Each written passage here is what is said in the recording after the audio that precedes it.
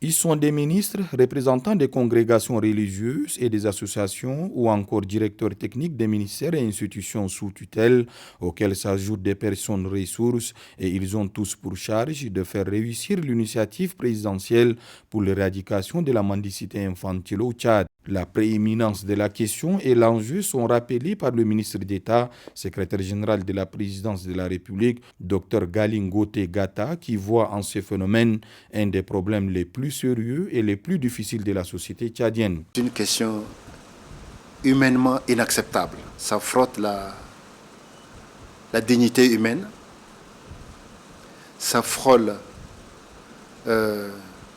tout ce que nous avons comme valeur de solidarité, comme culture.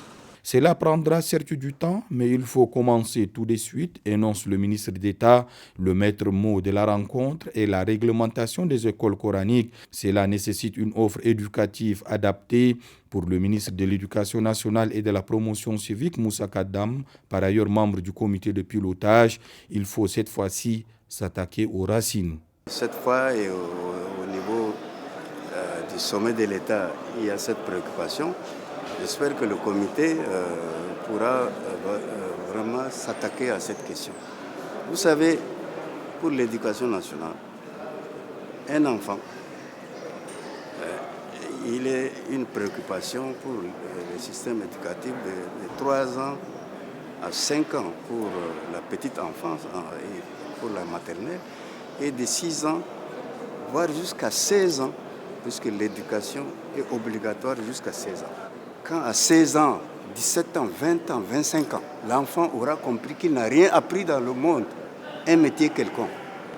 C'est une bombe à retardement. Et il va falloir s'y mettre pour attaquer ce mal-là à la racine. Dans la vérité, ce n'est pas avec des faux fuyants. L'approche globale qui sera déployée, à en croire le ministre de la Santé publique et de la Prévention, Dr Abdelmajid Abderrahim, ne doit pas perdre de vue la question sanitaire, mais il faut agir en synergie et en complémentarité, mais pas en compétitivité, insiste-t-il. Vous touchez une question extrêmement importante avec des ramifications complexes.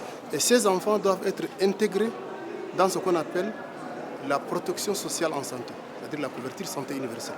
Et pour aborder cette question, il faudrait qu'on réfléchisse dans une vision stratégique à long terme, à court, à moyen et à long terme. Mais parallèlement à ça, il faut créer un mécanisme, un dispositif efficace de suivi de la mise en œuvre des interventions. Les deux comités sont opérationnels à partir de ce jour. Doit-on assister dans le prochain jour à une chasse des enfants mendiants qui écument les grandes artères? Non, répond Brahim Murtala, rapporteur adjoint du comité exécutif qui évoque une approche tout à fait nouvelle et holistique, démarche à laquelle adhère également le Conseil supérieur des affaires islamiques du Tchad, à en croire son premier vice-président et secrétaire général, Cheikh Abdeldaïm Abdallah Ousmane. Il ne s'agit pas de faire la chasse aux mendiants. Surtout pas ça, ce sera une approche absolument nouvelle qui va dans la profondeur des choses, et c'est pourquoi dans l'IPMI, il y a une cellule recherche-action qui doit essayer de trouver tous les voies et moyens, mais les plus innovants et les plus intelligents si vous voulez, pour à travers la sensibilisation, à travers aussi des actions concrètes et à travers l'appui réel de l'État pour réglementer le secteur de l'enseignement non formel, dont les écoles coraniques. Pour l'honneur de notre pays et l'honneur de nos enfants, et qu'on ne va pas encore voir de petits enfants dans la rue ou dans les axes ou dans le marché pour quémander. Il faut vraiment rassembler ces enfants-là pour leur donner des éducations et des orientations et les soutenir comme les autres enfants qui font des écoles.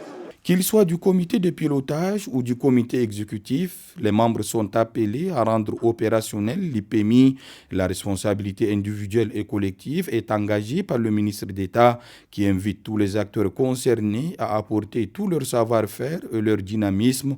Cette structure ne doit pas être une structure de plus, inutile et mornée, met-il en garde, rappelant l'ultime objectif qui est celui d'éradiquer le phénomène de la mendicité des enfants au Tchad.